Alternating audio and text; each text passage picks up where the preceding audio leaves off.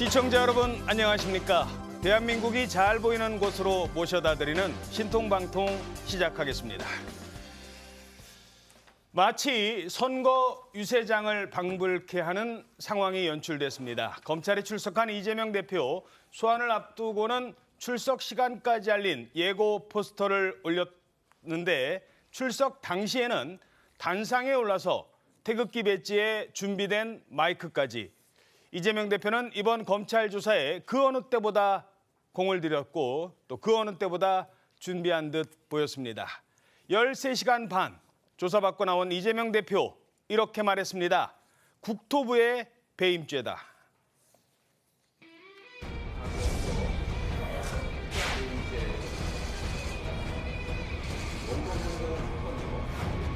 장시간 조사를 받으셨는데 어떤 부분 좀 소명하실 수 있나요?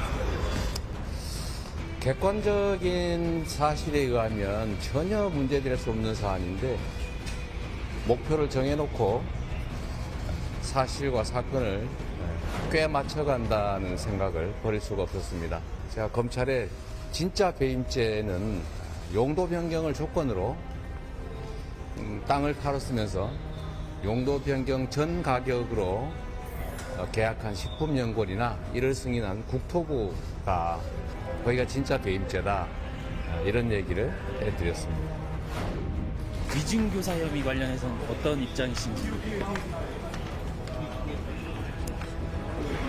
검찰에서 배임 액수는 좀 어느 정도로 파악하고 있나요? 배임죄가 될 것 같지가 않습니다. 자, 고맙습니다.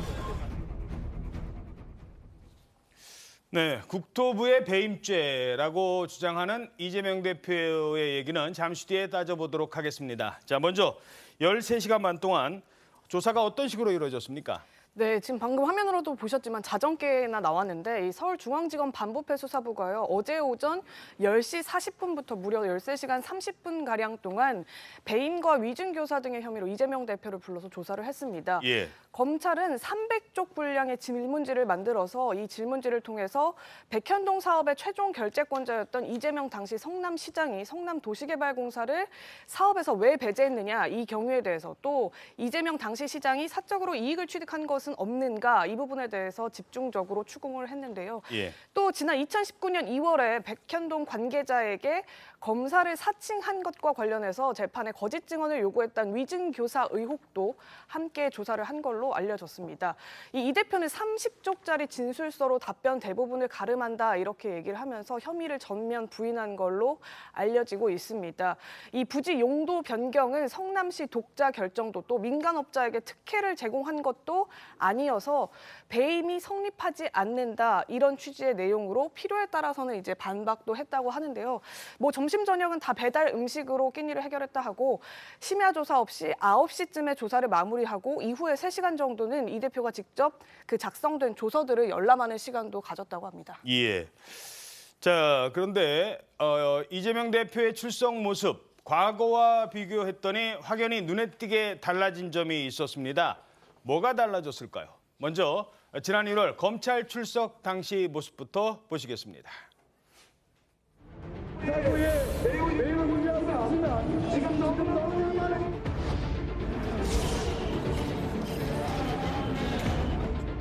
국민 여러분, 겨울이 아무리 깊고 길다 한들 봄을 이길 수는 없습니다.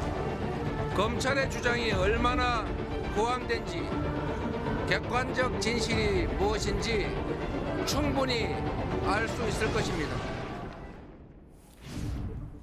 자, 지난 1월에는 경찰 추산으로도 900명이 모일 정도로 북적였습니다. 그런데 어제는 어땠을까요? 무슨 시간 장소를 올렸다는 거죠? 그 대표님 페이스북에 내일 출석하시는 거 뭐 10시 20분이라 뭐 정문에서 한다 포스터 하나 올리셨던데 페이스북에 그랬나요?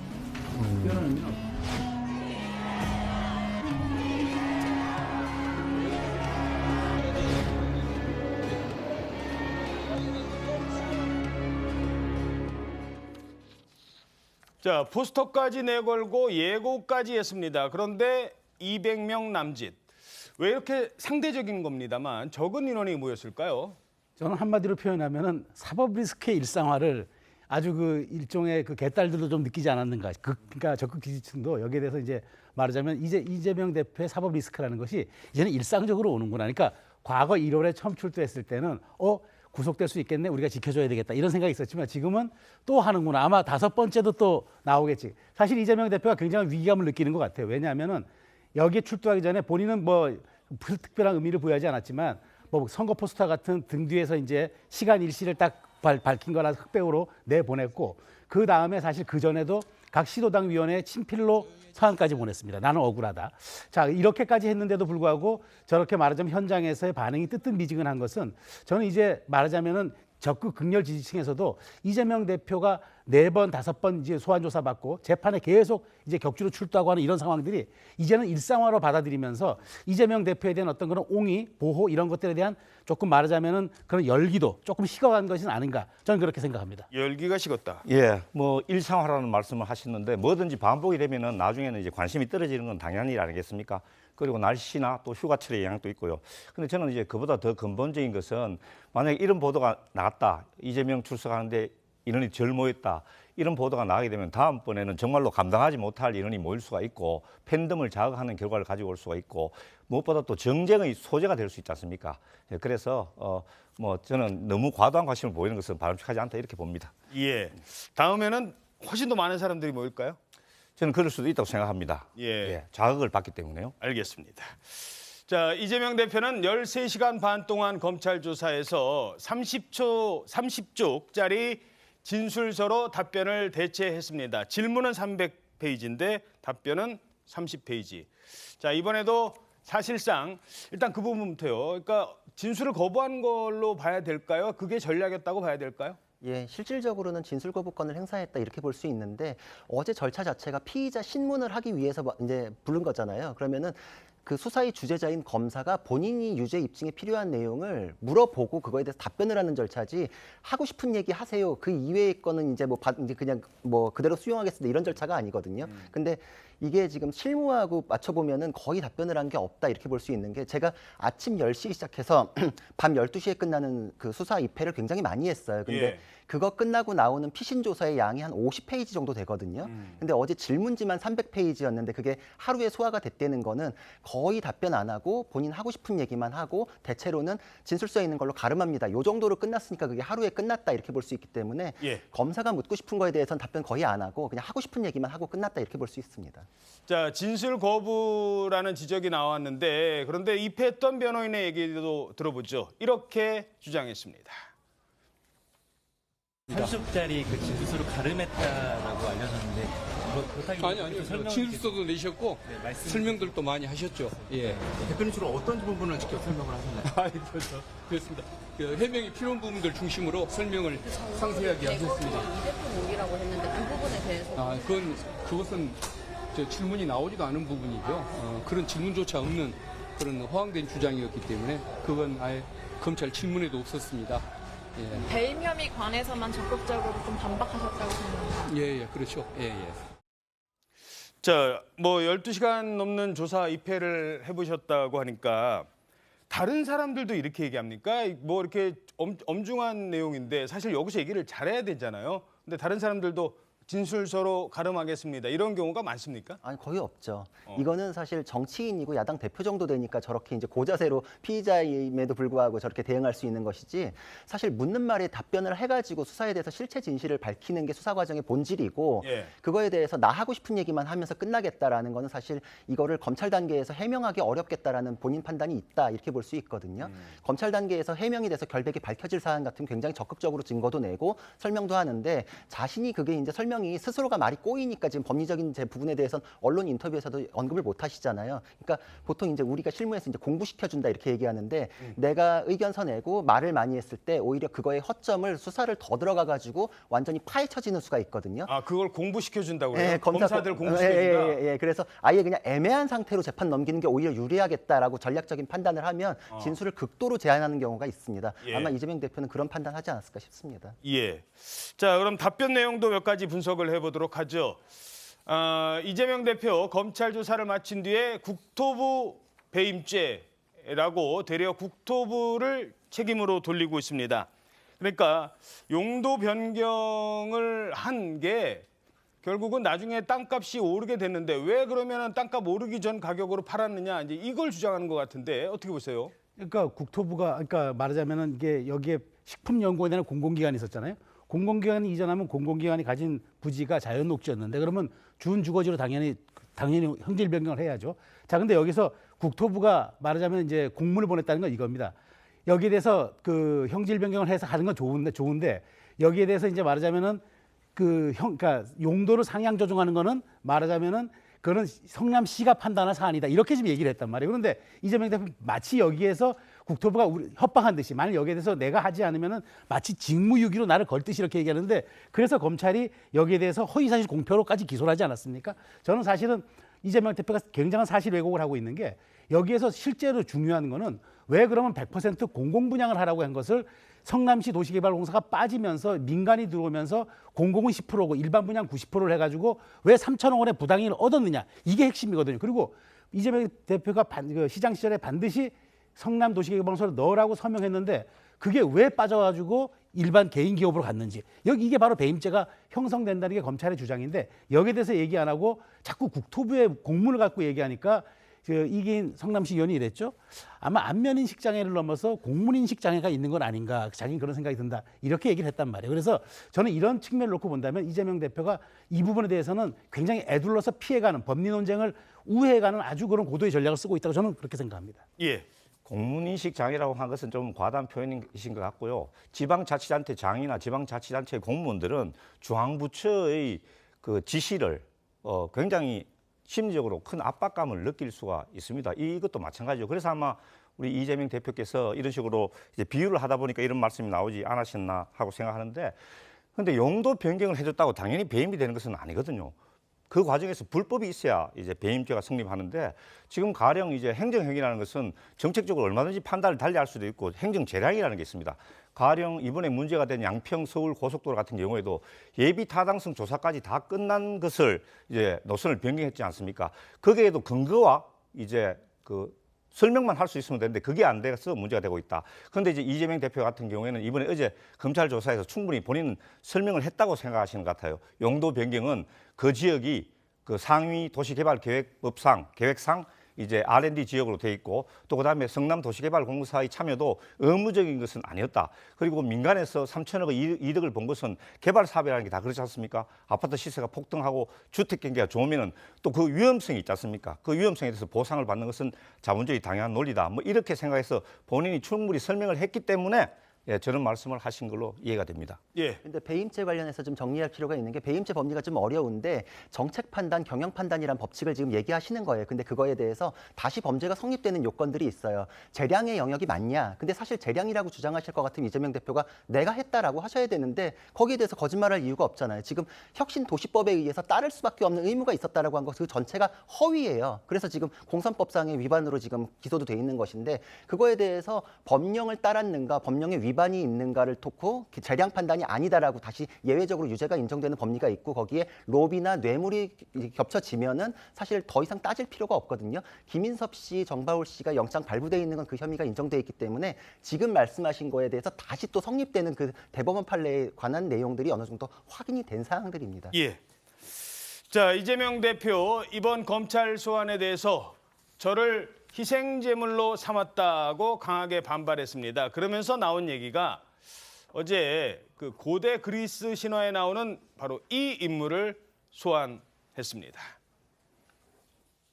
벌써 네 번째 소환입니다. 저를 희생제물로 삼아서 정권의 무능함과 정치 실패를 감춰보겠다는 것 아니겠습니까? 없는 죄를 조작해서 뒤집어 씌우고 자신들의 치부를 가리겠다는 정치검찰의 조작수사 아니겠습니까? 위임받은 권한은 오로지 국민을 위해서만 사용했고 단 한 푼의 사익도 취한 바가 없습니다. 어떤 고난에도 굽힘없이 소명을 다할 것입니다. 기꺼이 시지프스가 될 것입니다. 자, 그리스 신화의 시지푸스를 얘기했는데 시지푸스가 어떤 인물입니까? 네, 지금 말씀하신 대로 고대 그리스 신화에 나오는 인물이죠. 이 신들을 기만한 죄로 지옥에 떨어져서 바위를 이제 산 위로 밀어 올리는 벌을 받게 되는데 이렇게 계속 굴리면 또 내려오고 굴리면 내려오고. 말씀하신 대로 이제 올려놓으면 다시 또 산 밑에 아래로 떨어지는 게 반복되기 때문에 영원히 저 일을 반복을 해야 되는 겁니다. 이 대표가 이 사법 리스크를 대하는 본인의 처지를 바로 이 시지푸스의 영원한 형벌에 빗대면서 비틀어진 세상을 바로 펴는 게 이번 생의 제 소명이라고 믿는다. 어떤 고난에도 굽힘없이 소명을 다하겠다. 이렇게 말을 한 겁니다. 자, 근데 또 그리스 신화가 나오니까 국민의힘에서는 시지푸스의 결말 아느냐, 결말도 같을 것이다라고 맞받아쳤습니다. 권력형 토금 비리 범죄 혐의자가 조사받으러 검찰청에 출석하는데 마치 무슨 영웅이 개선하는 것 같은 모습입니다. 뭐가 그리 자랑스러운지 의아스럽습니다. 시지퍼스는 애초에 욕심이 많았고 속이기를 좋아했습니다. 이 대표와 참으로 닮은 시지퍼스, 끝없는 죗값을 받았던 그 결말도 같을 것입니다. 두려움과 조급함에 쫓기는 범죄 혐의자 그 이상 그 이하의 모습도 아니었습니다. 자, 왜 시지푸스 신화를 비유했을까요? 그거부터 한번 분석을 해보죠. 예, 시지퍼스 신화가 상징하는 것이 끊임없는 형벌 아니겠습니까? 그러니까 이재명 대표 자신이 느끼기에는 너무 오래 끊임없이 너무 과도한 수사, 그것도 형평성, 비례성, 공정성을 상실한 수사를 너무너무 자기가 오래 과도하게 받고 있다 이렇게 생각하기 때문에 그랬을 것 같습니다. 저는 이러한 이 대표에 대한 수사가 과거 문재인 정부가 했던 적폐 수사하고 조금 연관이 되거든요. 적폐 청산이라는 대의는 있었지만 그게 너무 오래 가다 보니까 시민들이 굉장히 필요해하셨다. 그래서 저도 이제 그 당시에 대구에서 민주당 지역위원장으로 있으면서 적폐 청산 너무 오래 한다 하는 그런 기고를 쓴 적도 있었는데요. 이제 빨리 이제 또 이 대표가 출석하면서 메시지에 또 민생이라는 메시지를 내지 않았습니까? 빨리 이 차제에 어떤 식으로든지 결말을 내고 수사를 마무리하고 이제 좀 본업으로 정치의 본업으로 돌아가야 되지 않을까 이렇게 생각을 합니다. 예. 저는 나름대로 이재명 대표가 많이 준비를 했는 것 같은데 이 시지푸스 비유는 조금 제가 보기에 본인이 한 발 앞서 나가 오버했던 것 같아요. 그러니까 그 전에 준비한 거 보면은 단상도 미리 검찰 측과 협의했고, 그다음에 민주당 TV, 이재명 TV 생중계 유튜브 했고, 그다음에 이제 태극기 달고 나왔어요. 예. 한 번도 세 차례 앞서서 저 출석할 때 달지 않았던 태극기를 달고 나왔던 거는 마치 자신이 8.15를 전후해서 핍박받는 독립투사의 이미지를 좀 연출하는 의도가 있었던 것 같은데 시지푸스 비유는 아마 여기에 대한 또 최종적인 자신의 정점을 한 것 같은데 제가 왜 부적절했냐고 얘기하냐면 시지푸스가 결국 신들을 속인 거 아닙니까? 이재명 대표 국민과 성남시민 속인 거 아닙니까? 거기에 대한 형벌을 받는 것이 마치 시지푸스처럼 끝없는 형벌을 자기가 대리받고 있다고 생각하는데 그것이 아니라 자기가 저지른 죄값에 대한 온당한 법적 처벌을 받는 것, 그다음에 거기에 대한 자기가 법적 처벌이 부당하다면 소명을 하는 것, 이것이 지금 이재명 대표가 할 수 있는 정확한 일인데 여기에 대해서 자꾸 우회하고 그다음에 비유를 통해서 돌아가려는 이런 모습이 저는 표리부동한 것으로 비춰질 수도 있다라는 생각을 합니다. 자, 시지푸스까지 등장을 했는데 결국은 이게 검찰 조사에서 밝혀질 내용인데 300쪽짜리 질문지에 과연 어떤 답변을 했을까? 구체적인 내용은 알려지지 않고 있습니다만 지금까지 알려진 거로 봐서 수사 상황과 앞으로의 진행 상황 어떻게 보십니까? 사실 여태까지 수사에 비해서 분량이 굉장히 많잖아요, 질문지가. 근데 이게 객관적인 수사가 굉장히 충실히 됐고 그 양이 굉장히 많구나라는 걸 알 수 있는 게 쓸데없는 질문은 넣지도 않아요. 그래서 공문 넣고서 이건 이렇게 됐는데 여기에서 결재하셨지 않습니까? 예. 이 법 규정하고 맞지 않지 않습니까? 이 사람은 이렇게 진술하는데 왜 다릅니까? 이렇게 추궁하는 게 정교하게 설계가 되어 있기 때문에 이 질문이 나온 거거든요. 그렇기 때문에 거기에 대해서 말을 섞어주면 불리한 얘기가 계속 나오고 거짓말하면 그거에 대해서 또 수사 들어가서 파헤쳐질까 봐 아마 극도로 이제 답변을 안 하시고 유리한 얘기만 하신 것 같은데 이게 이제 한 가지 짚어야 되는 게 증거 능력이 수사권 조정 이후에 이제 없어졌잖아요. 검찰 조서가. 검찰에서의 얘기는 재판정에서 뒤바꿀 수 있어요. 그렇죠. 근데 이 조서를 그럼 왜 이렇게 열심히 쓰는지 아마 궁금하실 것 같은데 본안 재판에 가면은 부동의를 하면 이걸 증거로 못 써요. 그럼 판사가 이걸 못 봐요. 근데 영장 실질 심사에선 그런 거 없이 판사가 봐요. 거기선 봐요. 본안 심사 때는 그렇지만 영장 실질 심사 때는 이 검찰 조서 내용이 중요한 참고 자료가 되는군요. 그렇죠. 그대로 들어갑니다. 그래서 사실 제일 먼저 봐요, 이거를 사건에 대해서. 그러니까 영장 단계에서는 이게 폭발력이 굉장하거든요. 그러면 지금 일단 영장이 발부되느냐 아니냐가 정치 생명에는 더 중요하잖아요. 그렇죠. 그러니까 검찰에선 쓸데없는 거 물어볼 리도 없고 여기에 어떻게 답했는지, 여기서 어떤 내용 나왔는지, 여기에 그래서 진술에 대해서 굉장히 뭐 부인하거나 묵비하거나 이런 것들이 증거인멸 우려로도 판단될 수 있기 때문에 요 내용은 영장 단계에서 굉장히 의미가 큽니다. 그럼 그 전략이 불리한 게 되는 거 아닐까요? 오히려 말을 안 했다면? 근데 두 가지죠. 지금 이재명 대표는 그걸 가릴 처지가 아니야. 너무 막다른 곳에 몰렸기 때문에 다 가져갈 수가 없어요. 선택을 해야 돼요. 그러면은 영장은 뭐 정치적으로 풀든 어쩌든 다른 카드가 있을 수 있으니 일단 증거는 최대한 압축적으로 이제 없애는 쪽으로 가겠다. 그러니까 증거 가치를 계속 없애는 쪽으로 증거를 안 만들려고 하는 겁니다. 증거 얘기를 하셨는데 어제 눈에 띄는 대목이요. 백현동과 관련된 실체적 진실을 밝혀내는 건데 갑자기 위증 얘기가 나와요. 어제 조사를 한 내용을 기자들이 이렇게 지켜봤더니 위증 교사 의혹이 조사가 됐답니다. 지금 백현동 조사하다가 왜 위증 얘기가 나올까? 이게 좀 궁금하거든요. 어떤 겁니까? 이 위증 얘기가 그 지난 2002년도에 분당 파크뷰 특혜 의혹 사건이 있거든요. 이거 예. 이제 KBS에서 추정 60분이라는 프로에서 보도를 했었어요.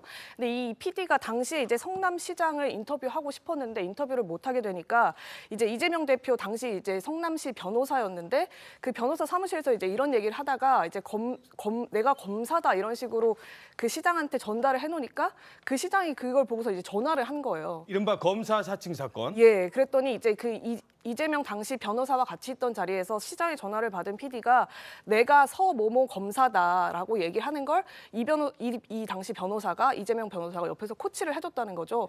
어디 검찰청에 이런 이름의 검사가 있으니까 이 이름 되면 될 거다 이런 식으로 코치를 해주고 뭐 그거를 약간 방조했다, 사칭을 방조했다 이런 등등의 혐의로 실제로 벌금형 150만 원을 받기도 했는데 나중에 이제 다른 재판에서 이 사칭의 주범을 PD가 아니라 이 대표로 몰자라는 식의 여론이 있었다. 당시에 이제 그 성남시장에 이제 그 지시가 있었다. 예. 이런 식으로 이제 김모 씨가 증언을 합니다. 그 증언이 상당히 중요한 역할을 하죠. 그렇죠. 이제 사칭 주범으로 이제 이재명 대표를 악의적으로 몰자 이런 얘기를 했다라고 도모를 했다고 증언을 한 것이기 때문에. 예. 근데 왜 이게 백현동 건이랑 연결이 되냐면 예. 이 증언을 한 김 씨가 백현동 건 관련해서 김인섭 씨와 또 친분이 있어가지고. 그 사람이 그러니까 결정적 증언이 돼줬던 사람이 나중에 백현동 사건의 핵심 인물 김인석 씨랑 또 연결이 돼요? 예, 그래서 이 백현동 개발할 때 뭐 그 관련해서 30억 원 가량의 이득을 본 정황도 있다. 지금 이런 얘기도 나오고 있는 상황이라서요.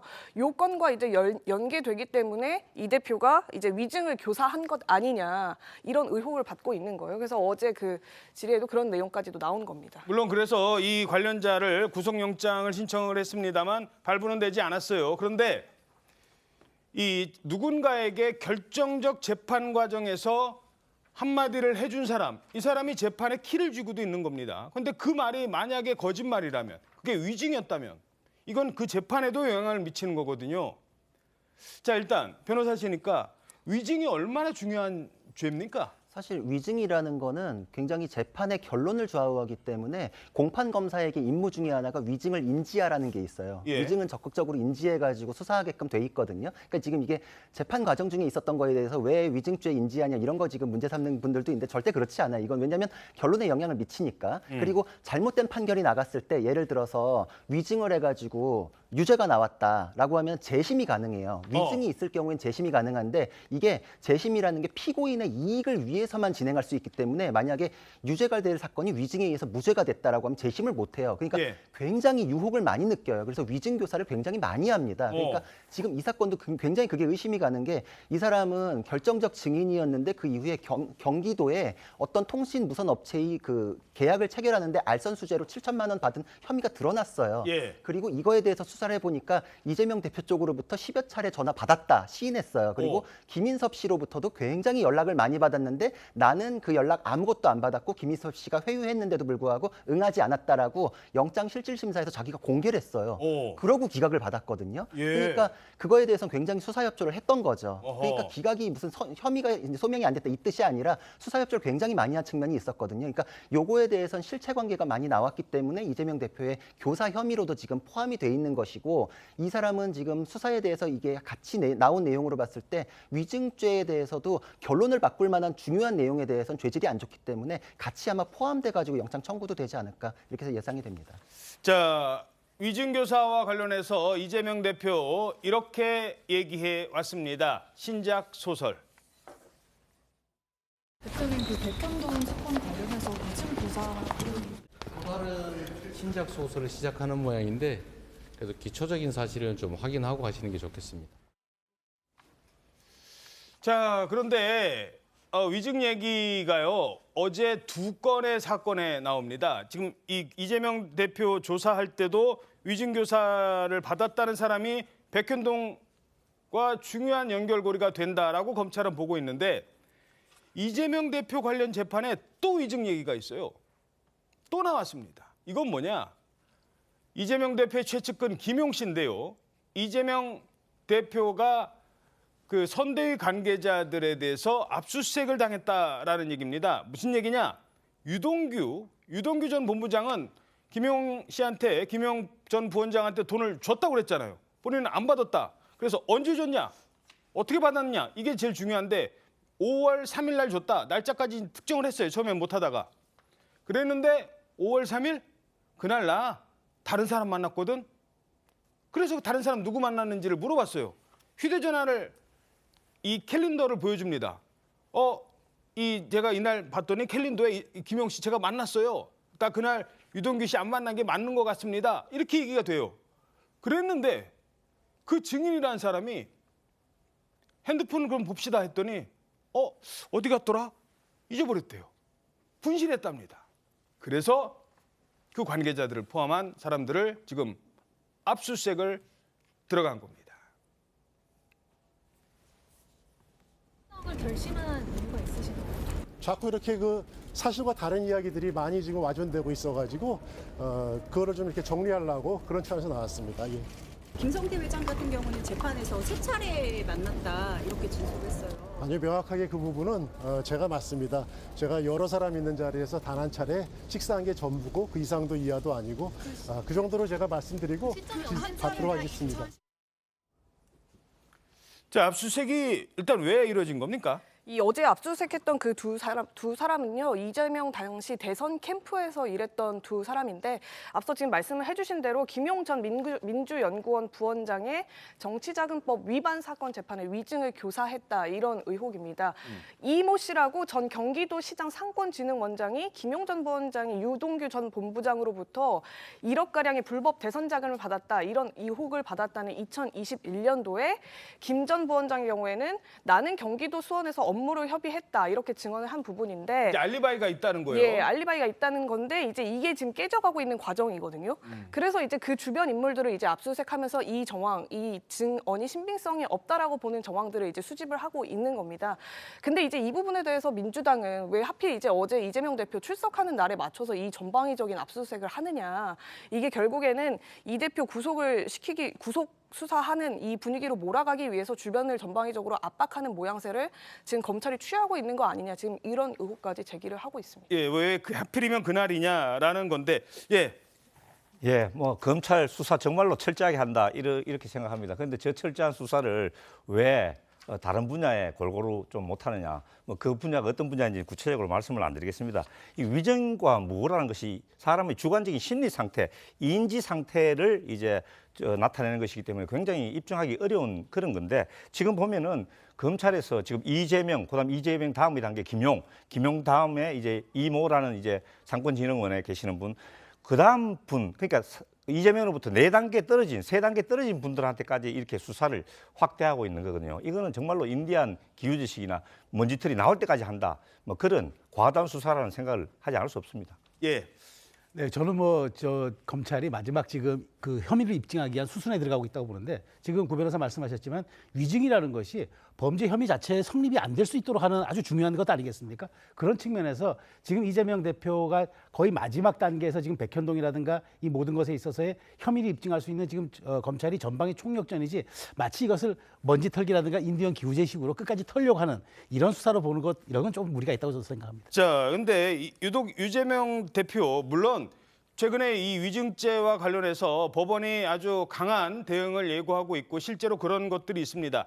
위증 때문에 대한민국의 역사가 바뀌어서는 안 되지 않겠습니까? 그래서 지금 이 사건이 중요하다는 겁니다. 물론 위증인지 아닌지는 좀 더 따져봐야 됩니다만 일단 검사 사칭 때 위증을 한 혐의가 강한 분이 지금 백현동에 그러니까 쉽게 말해서 위증의 대가가 있었느냐 없었느냐를 알아볼 수 있다는 그런 대목으로 검찰이 보고 있는 겁니다. 그때 위증을 해준 대가로 백현동에서 뭔가 챙긴 게 있는지를 따져보겠다는 게 검찰의 수사고 가장 중요한 거 최근에 김용 재판에서 아니 돈을 줬느냐 안 줬느냐에 제일 중요한 게 나의 알리바이를 만들어준 사람인데 그 말이 만약에 거짓말이라면 이 재판을 상당히 왜곡시킬 수 있는 그런 사건이 되는 거 아니겠습니까? 그렇죠. 그래서 굉장히 김용 측의 변호가 완전 치명타를 입을 수 있는 게 원래 뇌물죄에 대해서는 기억이 불분명하기 때문에 대법원 판례에서도 뭐 5월 중순경 뭐 요 정도만 특정을 해도 유죄 인정에 별로 지장이 없어요. 근데 굳이 그거를 공소 사실이 특정이 안 됐다고 반박을 해가지고 날짜를 특정하게 해가지고 검찰이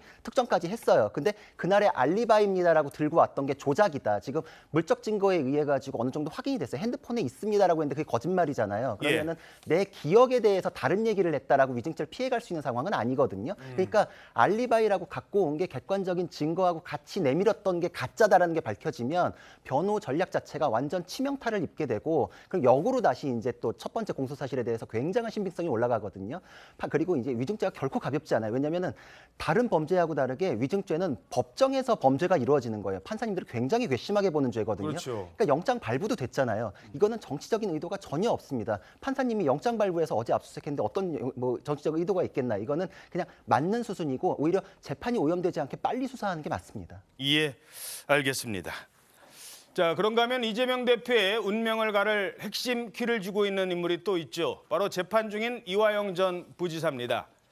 자, 그래서 이 친명계에서도 바로 이 이화영 전 부지사를 어떻게든 만나보려고 했고 특별 면회까지 신청을 했지 않습니까? 물론 거절됐습니다만. 심지어 박찬대 최고위원은 저희 TV조선에서 측근과 접촉한 사람이다라고 의혹을 제기했는데 TV조선 보도는 가짜뉴스다 이렇게 얘기했습니다. 가짜뉴스를 했어요. 그때 뭐라고 했는지 한번 들어보시죠. 이화영 전 부지사님 구속되고 난 이후에 한 번도 만나보거나 면회를 한 적도 전혀 없거든요. 심지어 그 부인 되시는 분은 제가 얼굴도 몰라요. 그런데 왜 자꾸 그거를 이렇게 프레임을 그쪽으로 몰아가는지. 아무튼 만난 적도 없고 면회 간 적도 없고 부인은 얼굴도 모른다. 그게 사실은 분명한 팩트거든요. 뭘 더 얘기해야 되는지 모르겠어요. 뭐 변호인이나 이런 분들? 예, 변호인들도 그 건 관련해서 만난 적이 없어요. 면회를 시도한 적도 없다. 전혀. 예. 왜 그런 얘기가 나는지 황당하더라고요. 그렇게 알고 계시면 될 것 같습니다. 저 정도 얘기하니까 진짜 그런 줄 알았어요. 뭘 더 얘기하라고요. 그러니까 옆에 있는 보좌관이 이제 들어가시죠. 얘기 더 하지 마시고. 얼굴도 모르는 사이다. 얼굴도 모른다. 얼굴조차 모른다. 자, 이러면은 보통은 우리가 뭐라고 얘기하죠? 그 사람이랑 전화는커녕 얼굴조차 몰라. 이랬던 박찬대 의원이었습니다. 그런데 어제 말을 바꿉니다. 이렇게 얘기했어요. 통화한 적은 있는데 제가 뭐 적극적으로 전화를 드렸다든가 그분한테 전화를 받았다든가 하는 그런 것은 아니고요. 이화영 전 부지사의 직위와 만난 것은 사실인데요. 저랑 대화하다 말고 전화가 오니까 받으셨던 것 같은데 갑자기 저를 바꿔주시더라고요. 그래서 받아보니까 상대방이 누군지 모르고 받았는데 이화영 전 부지사의 부인이셨어요. 부인께서 전화를 주셔가지고 저번에 폭로한 대로 검찰에 심각한 인권 침해 사실 등에 대해서 언급을 했었어요. 그래서 어떻게 지내시냐. 우연히 바꿔진 전화 통화를 통해 가지고 해요와 압박이 있을 수는 없는 거고요. 자, 처음에는 얼굴도 모른다더니 결국 통화 사실을 인정을 했습니다. 그런데 얘기하고 있는데 누가 전화가 와서 바꿔주더라고요. 지금 이렇게 얘기를 하고 있어요. 네, 그러면서 이제 그 부인과 통화를 했고 본인이 이제 이화영 전 부지사 최측근과 같이 있던 자리에 그 부인이 전화를 그 최측근에게 걸어와서 그 전화를 이제 너도 한번 받아봐라 이러니까 나는 누군지도 모르고 받았다. 그래서 받았더니 부인이었고 그래서 뭐 안부를 여쭤봤고 그리고 또 검찰의 말씀 지금 들으신 대로 인권 침해에 대해서 이제 대화를 나눴다 이렇게 얘기를 한 건데요. 근데 이게 좀 약간 포인트가 어긋나는 게 그 직전에 이제 뭐 얼굴도 본 적 없다, 부인을 만난 적도 없다 이런 얘기를 했는데 애초에 저희 그 보도는 그 이화영 전 부지사의 최측근과 만난 사실이 있다. 그래서 박찬대 의원이 거기서 뭐 당이 돕겠다 이런 얘기를 했다라는 보도가 하나 있었고 예. 그 이화영 전 부지사와 통화를 했다 이런 보도 내용이 있었는데 지금 아까 최초에 처음에 해명한 것은 이화영 전 부지사 면회를 간 적이 없고 이화영 전 부지사의 부인의 얼굴도 모른다 이렇게 얘기를 약간 했거든요. 그래서 동문서답 논란이 있었거든요. 예, 그래서 이제 보도한 내용과 달라요. 이제 그 부분에 대해서 이제 어제에서야 비로소 이제 통화한 사실이 있다 이렇게 말씀을 하신 건데 이제 그 부분에 대해서도 박찬대 의원은 그 당시의 해명이 본인의 의도였다 이렇게 얘기를 해요. 당시에 이제 검찰의 회유와 압박 프레임이 있었는데 그 건에 대해서 지금 본인을 둘러싼 논란으로 이 프레임 전환을 하고 싶지 않아서 일부러 저 당시에는 저렇게 답을 한 것이다 이렇게 어제 설명을 하기도 했습니다. 자, 어떻게 보세요? 저는 이거 황당하게 짝이 없는 게, 자, 근데 그 우리가 통상 이렇게 통화하다가 이렇게 바꿔주는 경우가 있잖아요. 그런 경우는 이제 안부도 아주 일상적인 안부를 묻는 건데 부인이 재판에 있었던 회유 압박에 대해서 얘기를 했다는 거예요. 그거를 그냥 갑자기 바꿔준 전화해서 그런 얘기 합니까? 더 이상한 것은 이 전화를 전후해서 변호사가 바뀝니다. 그래서 모두가 알고 있는 대로 희대의 법정 부부싸움이 벌어집니다. 그래서 남편은 변호사 못 바꾸겠다. 부인은 변호사 바꿔라. 그래서 재판이 지금 지연돼 가지고 검찰이 지금 이로 인해서 지금 영장 청구하는 시점이 굉장히 늦어지고 있다는 얘기까지 나와요. 결국 이게 저는 굉장한 앞으로도 부담이 될 것이 이런 식으로 했기 때문에 만일 나중에 법정에서 다투어도 만일 이제 이 대표에 대한 구속영장이 발부된다 그러면 저는 증거인멸에 대한 우려가 여기서 나올 수도 있다고 보기 때문에, 왜냐하면 이 대표의 측근이 부인과 통화한 그 시기를 지금해서 변호인이 바뀌고 그 바뀐 변호인에서 재판이 지연되고 이 모든 것들을 합리적으로 설명할 수 없는 것들이 지금 박찬대 최고위원의 얘기에 담겨져 있기 때문에 저는 이 부분이 앞으로도 법정 다툼에서도 굉장하게 불리하게 작용할 것으로 생각이 됩니다. 제가 발언 기회를 드리려고 했는데 조금 부담스러우시면 뭐 짧게 말씀하셔도 됩니다. 네. 아니 저는 박찬대 의원이 뭐가 두려워가지고 맨 처음에 그렇게 통화를 한 사실이 없다 저렇게 말씀했는지 모르겠습니다. 예, 왜냐하면은 우리 자신의 동지가 이제 감옥에 계시고 또 뭐 여러 가지 고통을 호소하고 계시기 때문에 격려하고 지지하기 위한 그런 전화 부인에게 얼마든지 할 수 있고 또 뭐 여러 가지 이야기를 할 수 있는 것 아니겠습니까? 그렇다고 해서 뭐 은밀한 이야기를 할 수는 없는 것이죠. 왜냐하면 저도 이제 특별 면회를 몇 번 가봤지만은 그게 다 교도관에 의해서 기록되고 하기 때문에 외부의 뜻이 은밀한 방법으로 이화영 지사에게 전달될 가능성은 없는 것이죠. 그래서 검찰에서 엄청난 압박을 당하고 있는 우리 동료를 응원하기 위해서 했다 이렇게 애초부터 했으면 좋았을 텐데 좀 아쉬운 감이 있습니다. 자, 이게 왜 중요했느냐? 이제 재판 과정에서 때문에 질문을 드리는데 7월 25일 날 재판이 열리려고 그랬어요. 그때 무슨 재판이었느냐? 자, 이화영 전 부지사한테 김성태 전 회장한테 먼저 부탁 협조를 요청했다고 한다고 검찰에서 이미 얘기를 했거든요. 그게 맞습니까? 맞습니다. 그 한마디만 들으면 돼요. 근데 못했어요. 왜? 변호인이 갑자기 해임이 되면서 1번 연기가 됩니다. 첫 번째. 그래서 8월 8일 날 또 열렸어요. 또 하려고 했더니 또 연기가 됐어요. 이번에는 또 엉뚱한 죄송합니다. 덕수 측 변호사가 나타나서 의뢰인과는 전혀 다른 얘기를 했거든요. 그러더니 나 이 재판 못해. 뭐 기피 신청할 거야. 그러다가 결국 또 연기가 됐어요. 그 맥락에서 발생한 일이기 때문에 중요한 거거든요. 그렇죠. 그러니까 포인트를 지금 비껴나면서 교묘하게 계속 박찬대 의원이 거짓말을 하는 건데 있을 수 없는 법정 부부싸움이 벌어지면서 재판이 파행이 됐고 그때 정말로 말씀하신 대로 일단 그 진술서 내가 증거 동의합니다. 이렇게 한마디만 했어도 조서는 공개될 수도 있었고 증언을 했으면 파급력이 훨씬 더 컸을 텐데 그때 그 한마디만 했으면 재판도 확 달라지는 건데 그렇죠. 그걸 못했어요. 그렇죠. 근데 그걸 막는 게 왜 벌어졌습니까에 대해서 기자가 취재를 잘 했고 그러고 이제 취재를 해보니까 그 원인이 이화영 부지사의 40년 지기를 박찬대 의원이 만났고 거기서 이화영 부지사의 부인과 통화했던 게 원인인 것 같다라고 기사가 나왔는데 그걸 저렇게 교묘하게 해가지고 하는 거는 사실상 자기가 원인이 됐던 거에 대해서 이제 피해 나가기 위해서 거짓말한 거죠. 근데 저 말이 하나도 안 맞아요. 왜냐면은 법정에서 우리 얘기할 때 변호사들이 흔히 변론할 때 누구에 대해서 일면식도 없습니다 이런 표현 굉장히 많이 써요. 그럼 그 사람 아예 모른다는 뜻이거든요. 예. 통화했던 사이에 대해서 그런 표현 안 써요. 그러니까 얼굴도 모른다는 거는 아예 모른다는 뜻인데 그 말을 함과 동시에 지금 뭐 이제 와가지고 말을 바꾸는 게 갑자기 바꿔줬다 이러는데 맥락 없이 이렇게 국회의원이랑 통화하는데 누가 이렇게 바꿔줍니까? 이게 대신 좀 이렇게 얘기 좀 전할 수 없냐 이렇게 얘기를 하면서 이게 그 약간 컨퍼런스 콜 분위기로 이렇게 통화가 되는 게 많거든요. 왜냐하면 내가 직접 통화하는 거는 나중에 이제 걸릴 때 해명이 좀 더 부담이 어려우니까. 된다. 그렇죠. 그래서 이런 거 굉장히 비일비재한데 애초에 노리고서 이렇게 한 거 아닌가 굉장히 의심스러운 마당에 거짓말까지 저렇게 해놓고 이제 와가지고는 뭐 프레임이었다 뭐 이렇게 하면서 넘어갈 수 있는 사안은 아니고 저는 그때 당시에 파행의 원인은 박찬대 의원부터 찾는 게 맞을 것 같습니다. 예, 물론 민주당 측에서는 회유는 일절 없었다라는 입장이라는 점도 말씀드리죠. 통화는 한 것까지는 인정을 했으니까 통화는 했지만 회유하진 않았다라는 게 현재 민주당의 입장입니다. 자, 그런데 이 박찬대 최고위원이 누구냐? 바로 이재명 대표의 최측근으로 여겨지는 인물이죠. 자, 그래서 그의 발언, 그의 행보가 주목받을 수밖에 없는 겁니다. 게다가 당내 문제와 관련해서 지금 이런 말도 했습니다. 영장 실질심사 결과 예. 만약에 정말 구속이 결정되었다라고 하면 예. 이거는 뭐 민주당의 사실 심각한 위기 아니겠습니까? 네. 플랜 B에 대한 고민도 있는 것은 사실이거든요. 혹시 공개적으로 논의는 할 수 없는 부분이죠. 구속이 되더라도 당 대표직을 내려놓겠느냐, 안 내려놓을 것이다. 네. 지금 비명계 인사들은 늘 단결을 이야기하거든요. 그 단결의 모습을 지금 좀 보여주시면 어떨까. 구속 상황이 발생하더라도 당 대표를 중심으로 한 결속 이런 말씀이신가요? 필요하다면 그것도 가능하지 않나 생각합니다. 그렇게 보시는 거고.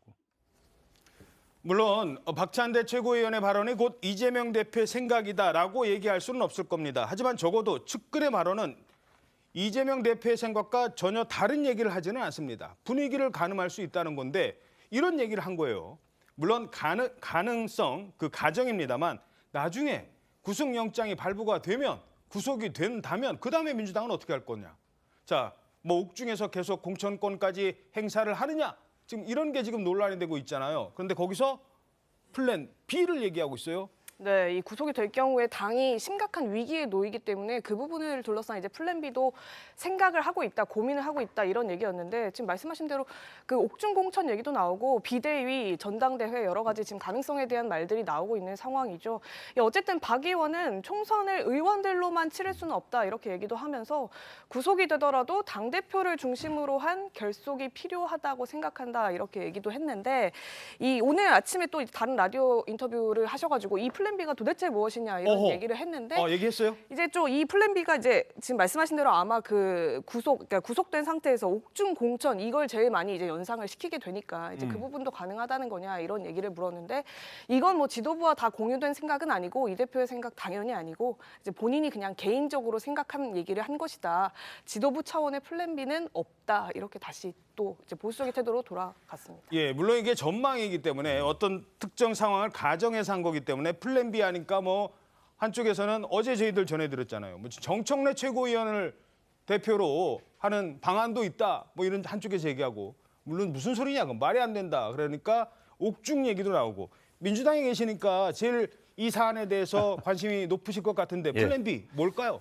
예, 사실 그동안에는 플랜 B라는 게 뭐 일종의 금기 비슷하게 조심해 왔습니다. 그런데 이제 검찰의 영장 청구가 어느 정도 이제 확실시 되고 있지 않습니까? 예. 그 영장이 청구되면은 이재명 대표는 이제 불체포 특권 포기하고 영장 심사 나가겠다고 하셨으니까 이제 가능성은 발부 아니면 기각 두 개밖에 없습니다.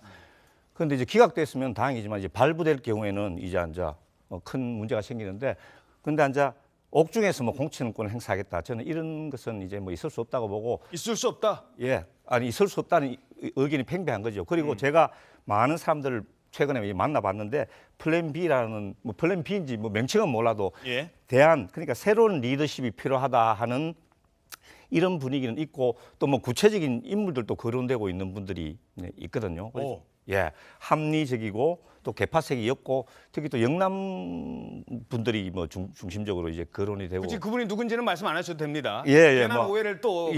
뭐 그렇습니다. 제가 뭐 말을 안 드리겠습니다. 하여튼 분명히 플랜 B라고 이름 붙일 수는 없지만 분명히 어떤 대안을 모색하는 움직임은 조심스럽게 진행되고 있다. 이렇게 말씀드릴 수 있겠습니다. 예.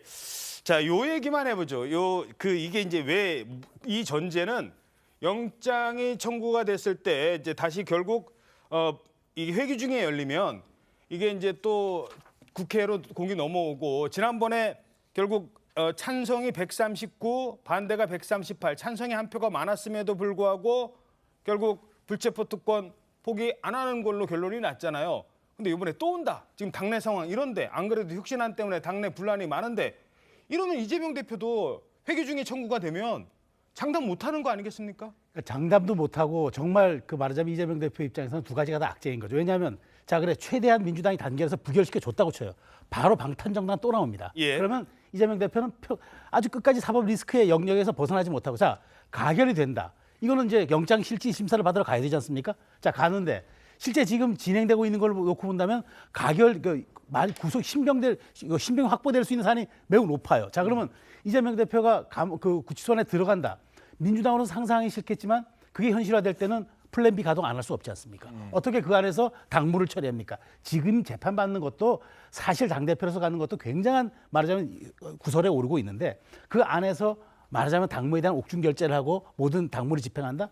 저는 그렇게 되면 민주당이 뭘 해야 되는 상황이 오기 때문에 그래서 민주당에서는 제발 요 회기 기간을 좀 피해서 6일 동안 좀 해주면 안 되겠느냐 얘기를 하는데 저는 뭐 이것은 뭐 법원이 정하는 거지 국회가 정하는 건 아니지 않습니까? 지금 말씀하실 때 옥중 공천은 절대 안 된다라는 건 이제 당위의 문제인데 이재명 대표의 평소의 그 행태를 봤을 때 그것도 아예 불가능한 얘기는 아니다라는 분석도 있어요. 네, 맞습니다. 아예 불가능하지 않는데 저는 그게 온다면 당이 더 극심한 내용에 빠지기 때문에 아마 저는 세 분의 어떤 리더십이 이걸 마무리하지 않을까. 이재명, 이낙연, 문재인 전 대통령. 이 세 분이서 말하자면 직접적인 면담은 아니겠지만 대리인을 통한 사안을 통해서라도 당의 위기 극복을 위한 혹은 공천에 대한 여러 가지 합의점 조정을 위해서 저는 어떤 플랜 B를 가동하는 그 시점이 저는 찬바람이 불기 전에 저도 올 거라고 생각이 듭니다. 짧게요. 거기서 플랜 B 만들 때 이낙연 대표도 참여를 해야 된다.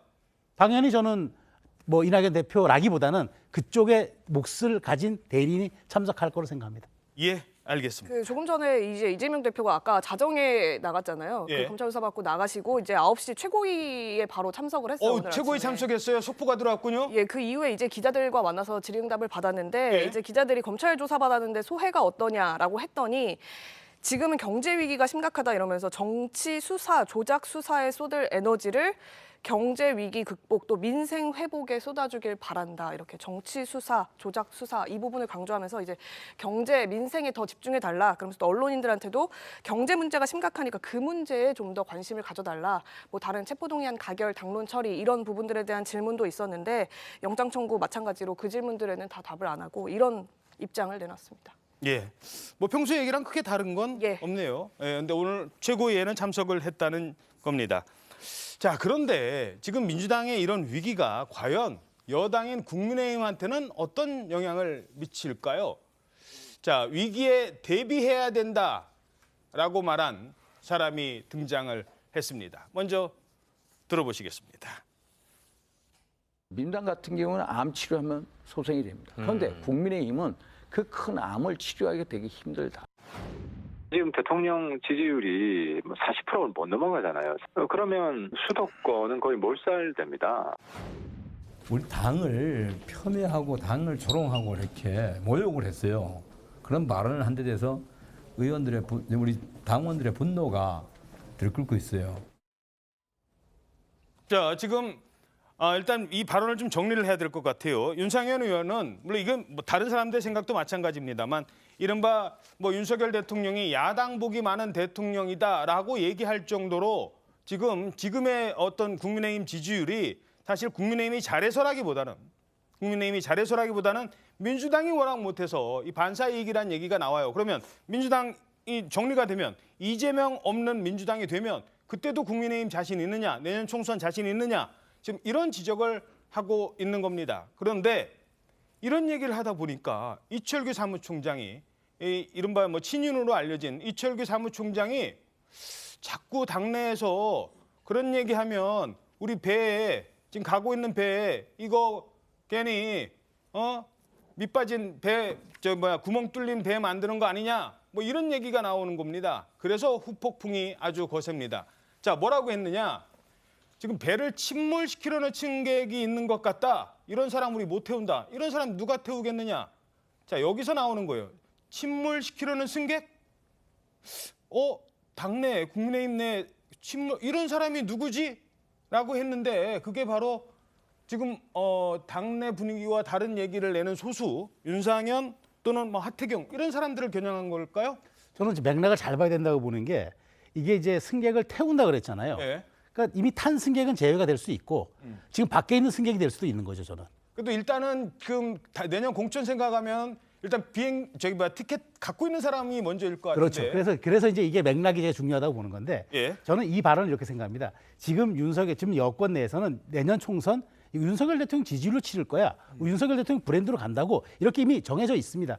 그랬는데 지금 수도권에서 일부 의원들은 대통령 지지율 40%인데 과연 수도권 승리할 수 있을까?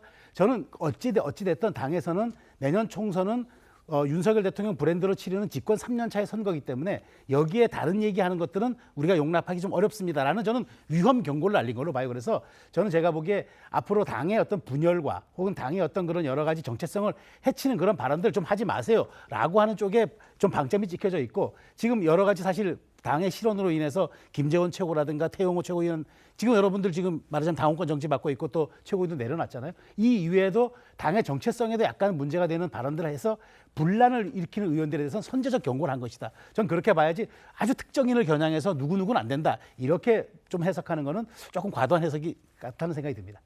예, 알겠습니다. 자, 다음은 코인 논란 때문에 지금 제명 위기에 빠진 김남국 의원 소식입니다. 그동안 당당하던 김남국 의원이요. 어제는 기자들 만났는데 눈이 뻘겋더래요. 코끝도 찡하고. 왜 그러지? 이런 모습을 보였습니다. 어떤 내용 위주로 설명하고 싶지만 한 말씀 좀 부탁드립니다. 우리 자문위에서 질의하신 내용을 중심으로 해서 성실하게 답변드리겠습니다. 추가 자료는 어떤 것들이 제출하셨어요? 추가 자료는 저희가 정례에서 부당하다는 의견들도 좀 있는데 그런 의견에 대해서 좀 어떻게 생각하시는지.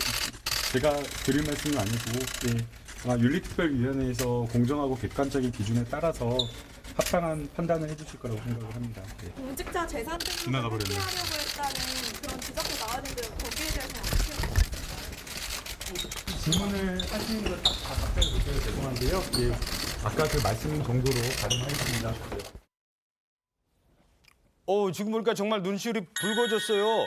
김남국 의원이 어제 울었다고요? 네, 그러니까 물론 기자들 앞에서 운 건 아니고 이제 조사를 받는 과정 중에 눈물을 흘렸다고 하는데 예. 다소 크게 울어서 이제 옆에 위원들이 막 휴지를 갖다 줄 정도로 이제 윤리특위에 안에서 눈물을 보였다고 합니다. 그래서 뭐 본인은 이제 속상함을 이제 어필을 했다고 하는데요.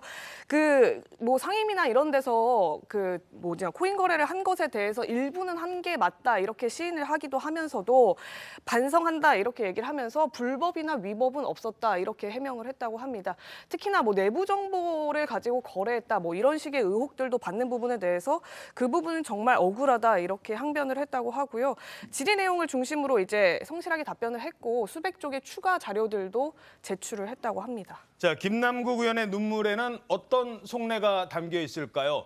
국회 윤리특위에서 이 눈물의 해명을 직접 들었던 사람들, 이 의원들은 이렇게 얘기합니다.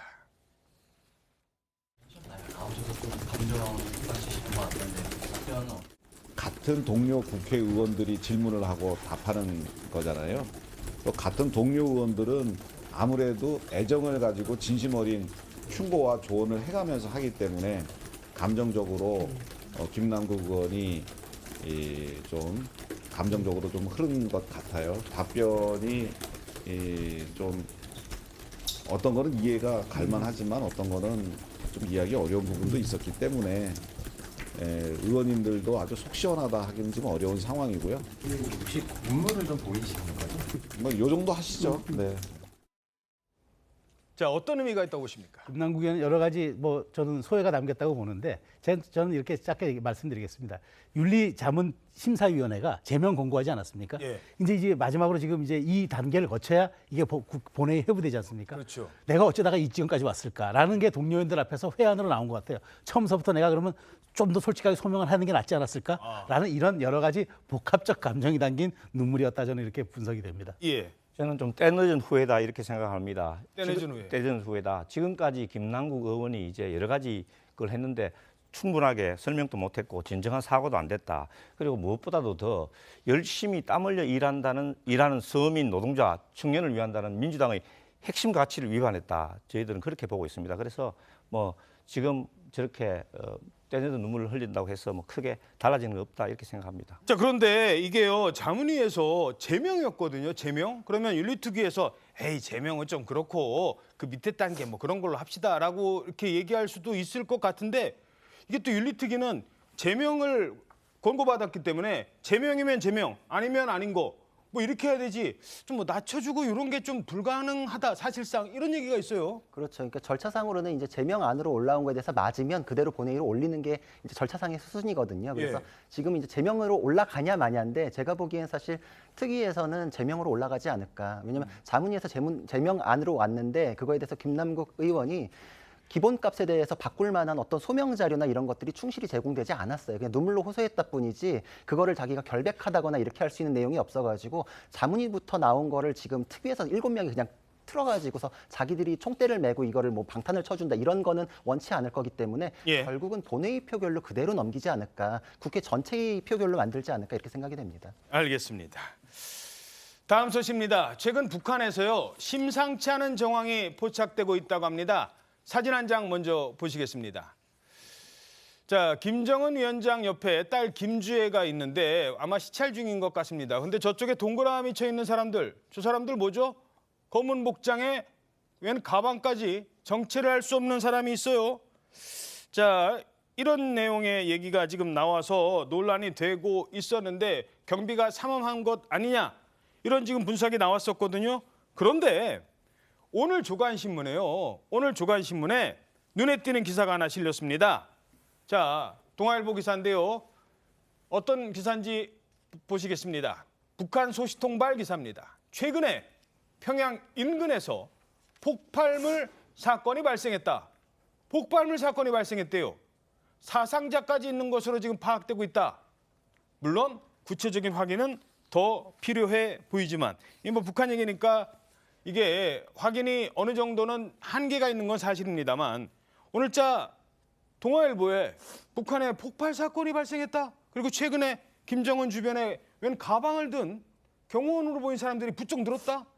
이거 어떻게 볼까요? 저는 이 주목하는 제가 대목은 이게 바로 평양 인근이라는 데 제가 주목하고 있습니다. 왜냐하면 평양 인근? 예, 다른 데라 그러면은 북한에서 가장 핵심 부대인 호위사령부 혹은 또 평양 방위사령부의 어떤 그 역할이 미치지 않은 곳이기 때문에 조금 좀 느슨할 수 있지만, 평양 인근은 호위사령부와 평양 방위사령부, 우리로 치면 수도 방위사령부 아닙니까? 예. 굉장히 엄격하게 통제되고 있고 그다음에 아주 세밀하게 들여다보고 있는데, 여기에서 저렇게 주민들이 놀랄 수 있을 만큼의 폭발물 사고다, 대형 사고인데 그렇죠. 과연 이게 용인이 될 수 있는 수준인가? 뭐 혹시 이것이 김정은 위원장에 대한 어떤 유해 요소로 작용하면서, 그래서 지금 북한에서 일부 소식통에 따르면은 무슨 뭐 검색 장비를 더 수입해오고 있는 이런까지 호위사령부가 지금 추구하고 있다는데, 이런 측면을 놓고 보면 지금 여러 가지 경제 상황이 너무 어려운 북한의 민생고가, 그다음에 특히나 지금 그 코로나 이후 아주 더 어려워진 북한의 이런 장마당도 지금 열리지 않는 이런 상황들이 혹시나 이렇게 통제불능의 상대로 가지 않을 것인가, 이런 우려가 제기되고 있다는 분석, 저도 일부 동의합니다. 예. 자, 그래서 지금 평양 주변, 북한 주변이 어떤지 전문가에게 물어봤습니다. 안찬일 이사장의 얘기, 저희들이 오늘 아침에 통화한 내용인데요. 직접 들어보시죠. 평양시 근교에는 북한군 3군단이라든지 또 수도방어사령부라든지 군부대가 많이 주둔하고 있는데, 이 사람들이 북한 체제에 대한 불만을 어떤 그 테러라든지 뭐 이런 걸로 표현할 수 있는데 그의 일환일 수 있다는 게 유력합니다.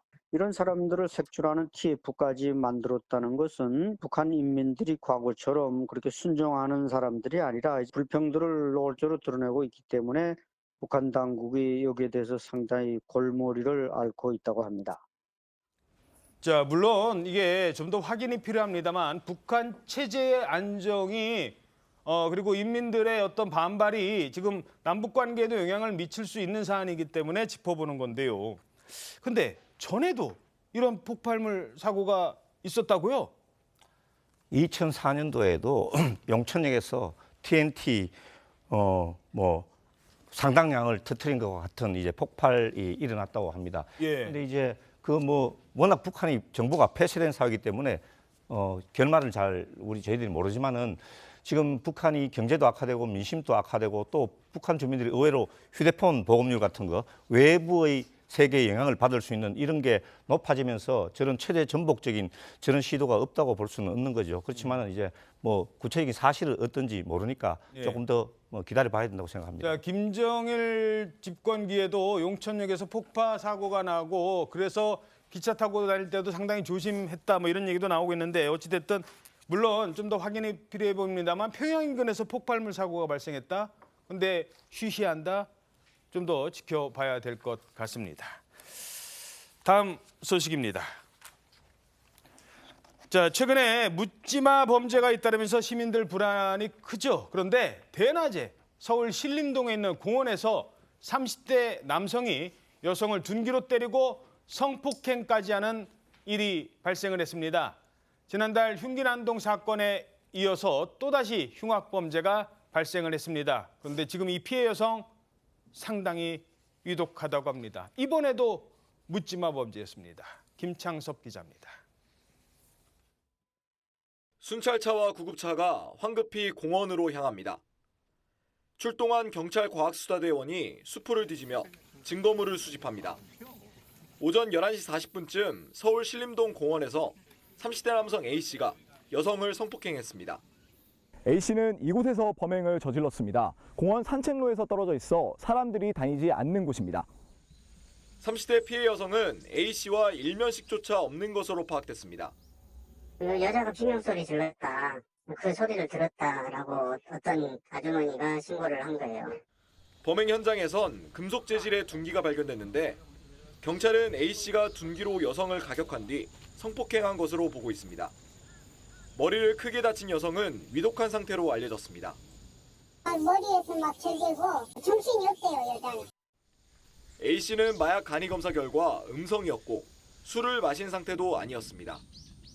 지난달 1명이 숨지고 3명이 다친 신림동 흉기난동에 이어 인근에서 또다시 강력사건이 발생하면서 주민들은 불안해했습니다. 밤뿐만 아니라 낮에도 그런 사건 사고가 일어나니까 사실상 그냥 길거리 다니기가 요즘에는 좀 무서워요. 경찰은 성폭행 등의 혐의로 A씨에게 구속영장을 신청할 계획입니다. TV조선 김창섭입니다. 자, 그런데요. 이 사건에서 범행에 쓰인 그 도구가 상당히 충격적입니다.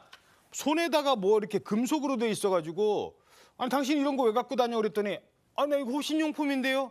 뭐 이렇게 할 수 있는 물건이라고요? 그렇습니다. 저도 보면 요즘 인터넷에서 이 물건에 대한 궁금증을 물어보거나 실제로 판매가 되고 있습니다. 손에 끼워서 사용하고 주로 금속 물질로 되어 있는데 이번 범행 현장에서도 이 도구 2점이 발견이 됐어요. 그걸로 공격을 한 거잖아요. 그렇습니다. 이 최 씨가 미리 그걸 준비해서 피해자를 공격한 것으로 경찰이 파악하고 있다는 건데 문제는요. 이 제품이 한편에서는 호신용품으로 팔리고 있지만 이번 사건에서 보듯이 누군가를 공격하는 무기로도 사용이 될 수 있다라는 거죠. 그렇네요. 예, 그리고 인터넷에서 누구나 손쉽게 살 수 있다는 점도 문제가 되고 있는데 해외에서는 사실 이 제품이 치명적인 부상을 입힐 수 있기 때문에 불법 무기로 취급해서 소지나 사용을 금지하는 곳도 있다라고 합니다. 말씀드렸듯이 최근에 호신용품 많이 팔리고 있거든요. 근데 한번 거꾸로 생각해 보면 야, 이게 이런 끔찍한 범죄에 무기로도 사용될 수 있다는 점 한번 짚어봐야겠습니다. 그렇죠. 이게 평소에 왜 들고 다녀 그랬는데 아 이거 호신용품? 그게 공격으로 사용하면은 그게 범행의 도구가 되는 거예요. 그러니까 야 이거 봐라 이거 미리 계획한 거네 이런 얘기도 나오는 거예요 지금. 그렇습니다. 사실 호신용품이라고는 하지만은 이런 용품이 있다는 것을 모르는 분들도 많을 거예요. 그러니까 이런 용품을 미리 준비를 했고 그리고 또 이제 이 사람이 지금 범행 과정에 대한 진술도 지금 왔다 갔다 하고 있어요. 처음에는 뭐라 그러냐면 이 피해자에 대해서 이 체포 당시에 이 피해자가 이제 나무까지 걸려서 넘어졌다 그런 식으로 좀 횡설수설했다고 합니다. 근데 이제 경찰이 아무리 봐도 이건 좀 계획 범죄의 정황이 높으니까 지금 어떻게 해서 지금 범행을 하게 된 거냐라고 하니까 결국은 강간을 목적으로 한 것이다라고 그렇게 그 부분은 이제 일종의 좀 자백을 한 거죠. 예. 그리고 이 범행 장소 같은 경우에도 보면은 계획 범죄의 정황이 상당히 보이는 게 산속이었죠. 그렇습니다. 둘레길에서 벗어난 곳이에요. 사람이 잘 다니는 길이 아니라고 합니다. 이렇게 되면은 이 해당 범행 장소에 이 가해자가 피해자를 강제로 끌고 가서 범행한 것이 아닌지 이 부분을 경찰도 조사 중이라고 합니다. 다음은요. 아파트 청소하시는 우리 아주머님께서 당했다는 청소하시는 우리 아주머님이 당했다는 화가 나고 황당한 사연입니다. 이 더운 날씨에 땀 뻘뻘 흘리는 청소 아주머니. 그러니까 어느 입주민이 아이고 고생 많으세요 하면서 음식을 이거 드시라고 줬대요. 얼마나 고맙겠습니까? 야, 뭐 이런 먹을 것까지 챙겨주고. 그런데 받은 이 음식을 집에 와서 다시 확인해 보고는 깜짝 놀랐답니다. 아니 화가 났대요. 왜요? 이 음식만 보면 다들 좋아하시는 바로 돈가스였습니다. 오, 돈가스? 그런데요, 유통기한을 봤더니 무려 3달이나 지난 돈가스였다라는 사실이 알려지면서 지금 논란이 계속되고 있는데요. 이 청소 노동자분의 자녀라고 밝힌 사람이 최근에 동네 커뮤니티에 이런 글을 올리면서 지금 많은 사람들이 좀 너무하다는 반응이 나오고 있습니다. 이 청소 노동자, 이 글쓴이 어머니께서는요, 모 아파트에서 청소 근무를 하고 있는데 이런 건 좀 갑질이 아니냐고 자녀분들이 호소를 하고 있습니다. 예를 들면 이제 제가 말씀드렸듯이 유통기한 벌써 3달이나 지난 돈가스를 누가 선물이랍시고 준다던가. 선물이랍시고 준 게 유통기한 3달 지난 돈가스. 그렇습니다. 더군다나 음식이 이렇게 유통기한 주는 게 맞냐 싶은데 유통기한 지난 빵을 주는 경우도 있고 파스타로 사용할 수 있는 우리가 뭐 스파게티 해 먹거나 이런 면을 줘서 봤더니 유통기한이 2년이나 지난 적도 있었다고 합니다. 일일이 버리기도 힘들고 하다가 자녀분이 너무 속상해서 사진을 찍어서 아마 올린 것으로 보이는데 이 돈가스 유통기간 정확하게 보면은 5월 28일까지였다라고 하는데요. 정말 이걸 먹으라고 준 건지 아니면 버리기 힘들어서 준 건지 참 안타까운 사연입니다. 그런데 오죽 속상하고 분통 터지면 자제분이 이런 글을까지 올렸겠어요. 근데 글을 봤더니 요거 봐라. 이거 한두 번이 아닌 것 같다라는 정황이 있어요. 네, 그렇습니다. 이제 아까 그 전 평론가님도 말씀하셨지만은 매번 이렇게 사진 찍기가 번거로워서 한 번 찍어서 올린 게 이제 3개월 지난 그 돈가스였거든요. 예. 근데 그거 말고도 유통기한 2년 지난 파스타도 있었고. 2년 지난 파스타. 그렇습니다. 그리고 또 이게 뭐 폐가전제품에 해당하는 10년 지난 그런 가전제품들도 있었고 이렇게 매번 어떻게 보면은 이게 자기가 버리기는 귀찮거나 쓰기 뭐 한 거를 그냥 준 거잖아요. 그것을 갖다가 마치 어떻게 보면은 이 사람을 쓰레기통 취급한 것처럼 그렇게 느껴지는 그런 행동들을 했다는 거죠. 그러면서 이 아들이 이제 이렇게 썼어요. 이게 정말 아무리 입주민들의 관리비로 월급을 준다고 하지만 이렇게 더운 날 주민들을 위해서 땀 흘리면서 청소하는데 아직도 이런 갑질이 판치고 있다는 게 너무 속상하고 불쾌하다. 그러니까 이 정도 되면은 이렇게 가족들 입장에서는 그냥 단지 배려가 부족한 수준이 아니라 이거는 갑질이다라고 느낄 정도로 굉장히 속이 상했다는 거죠. 그러면서 어머니한테도 본인이 그렇게 얘기를 했다고 합니다. 앞으로는 무조건 거절하셔라. 그렇게 이제 당부를 했다고 덧붙였습니다. 아니 뭐 나는 냉장고에 있는 거 드린 건데 그래요? 그러면은 본인 부모님한테는 이런 거 드시라고 줄 겁니까? 냉장고 청소하는 날 버리기 아깝다고 그걸 아파트 경비원한테 줘요? 그거를 청소 아주머니한테 줘요? 자기가 못 먹는 건 다른 노동자는 먹어도 되는 겁니까? 이런 게 처음이 아니라고요.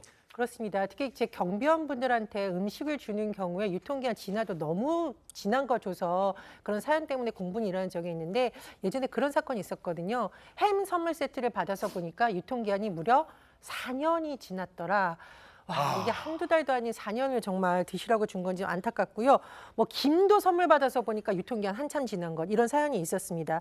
음식도 문제지만 예전에 왜 우리 치약에도 가습기 살균제 성분 들어갔다 해서 그 치약명이 공개돼서 난리가 난 적이 있거든요. 그거 다 버렸잖아요. 그래서. 예, 그런데 어떤 분이 이거를 아파트 관리소장한테 선물이라고 준 사연. 선물이랍시고 못 쓰는 치약을 준 거예요. 다른 사람들은 그렇습니다. 건강 때문에 그것도 버리는 다른 걸. 것도 아니고 가습기 살균제 성분 들어간 거 줬다라고 해서 또 난리가 난 적이 있었습니다. 참 네티즌들이 이런 사연 보면서 이런 반응을 보이고 있는데 정말 한마디로 딱 맞습니다. 해도 너무한다. 이렇게 비판하고 있고요. 아니 이렇게 일하시는 분들이 쓰레기통이냐 왜 이러냐 이런 비판 내용이 있습니다.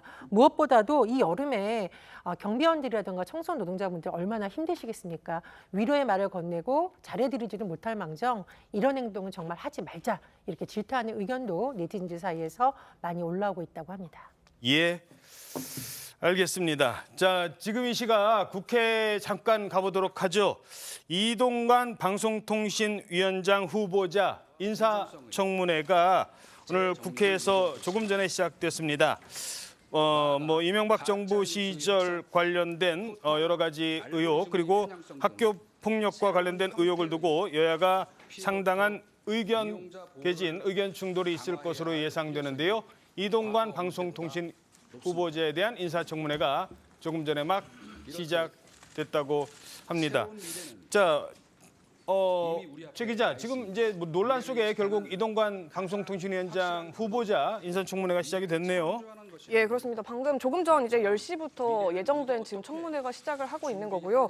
그 직전에 이제 국회 1층에 입장을 하면서 기자들의 질의응답이 있었는데 어떻게 청문회 임하실 거냐 이렇게 물어보니까 지금 진지하고 겸허하게 임하겠다 이렇게 얘기를 했고 이른바 이 언론 장악 문건들, 이명박 정부 때 언론 장악 문건들 이 부분에 대해서 지금 어제 국정원 현안 질의 때도 있었고 그 야당 의원들은 지금 계속 이제 이 부분을 문제 삼고 있는데 청문회장에서 이 부분 얘기하겠다. 청문회 턱 앞에 이렇게 질문 많이 하는 거는 나를 괴롭히는 거다 이러면서 이 청문회장에서 이 부분에 대해서도 적극적으로 소명하겠다 이런 의지도 밝혔습니다. 예, 자세한 인사청문회 관련 내용은 이어지는 뉴스 등을 통해서 전해드리도록 하겠습니다. 자, 다음 소식입니다. 세상에 이런 아들이 있었습니다. 이런 남편이 있었습니다. 여러 가지 이유로 누군가 간이 망가졌을 때 우리는 간 이식 수술이라는 걸 하죠. 보통 가족들이 이렇게 증여를 해주는 경우가 많은데 아버지한테 간 이식을 한 고등학생 아들이 오래전에 이슈가 되기도 했었습니다. 바로 이번에도 간 이식인데 이번엔 누가 누구에게 간 이식을 해줬을까요? 사진부터 보시죠. 자, 엄마가 쓴 글입니다. 아들과 아버님, 남편을 아빠라고 하나 봐요. 소중한 간을 주셔서 내가 매일 한 번씩 만지고 있어. 이게 지금요 삐뚤빼뚤 글씨가 써 있잖아요. 수술한 직후랍니다. 그래서 아직 회복도 덜 돼 있는데 그 와중에도 나한테 소중한 간을 준 아들 그리고 남편 얼마나 고마우면 매일 한 번씩 만지고 있다고 합니다. 이 사연 전해드리죠. 자, 저게 일단 어떤 사연이에요? 일단 지금 보신 대로 아들과 지금 아버님이라고 썼지만 남편으로부터 간을 이식받은 이 60대 여성의 사연입니다. 예. 이 여성 같은 경우에 10년 전부터 이제 간 질환으로 알아두었는데 그동안 이제 여러 가지 오랜 그 투약을 했는데 부작용 때문에 더 이상 뭐 다른 치료를 할 수가 없는 상황이었다고 해요. 예. 그래서 지금 마지막 대안이 지금 이식밖에 없는 상황이었는데 그래서 이제 남편이 이게 내 아내를 살려야겠다라고 간을 내주겠다고 했답니다. 그런데 남편도 이제 60대 후반이다 보니까 아이고 나이가 드셔서 그렇죠. 의료진이 이거 회복이 잘 안 될 수도 있다 이렇게 말린 거예요. 의료진까지 만류를 했어요? 그렇습니다. 그러니까 또 아들이 또 추가로 나섰어요. 아버지가 안 되면 내가라도 할게요. 네, 근데 이제 아들 같은 경우에 뭐 젊으니까 뭐 아들이 해주면 되지 싶잖아요. 네. 근데 아들도 또 보면은 의학적으로 이게 좀 절제가 가능한 수준이 일반적인 공여자에 못 미치는 수준이라고 그래요. 아이고 그래요? 네, 그러니까 아버지는 나이가 많고 아들은 다 떼줄 수가 없는 상황이고 그러니까 어떻게 했냐면은 두 사람이 그래도 이 어머니 그러니까 아내를 살릴 수 있는 방법은 이것뿐이다라고 두 사람이 이제 같이 공여를 해서 수술을 들어간 거예요. 그래서 이 정말 애처가고 효자죠. 그렇게 해서 두 명의 공여자 간을 이식하는 2대1 수술을 의료진이 해서 두 사람이 한 사람한테 간을 주는. 그렇습니다. 각각 한쪽에 간을 떼가지고 이식하는 그런 수술을 마쳐서 이 어머니가 정말 새 생명을 얻은 거죠. 근데 지금 화이트보드에 글씨를 쓴 거는 이게 지금 기관절제 상태라서 목소리가 안 나온다고 합니다. 그래서 정말 힘들게 삐뚤빼뚤 감사 메시지를 내가 매일 한 번씩 만지고 있어요. 어디를 만지냐면은 그 수술받은 부위 있잖아요. 예. 절제한 부위. 이걸 만지면서 남편과 그 아들의 고마움을 이렇게 생각을 하는 거죠. 야.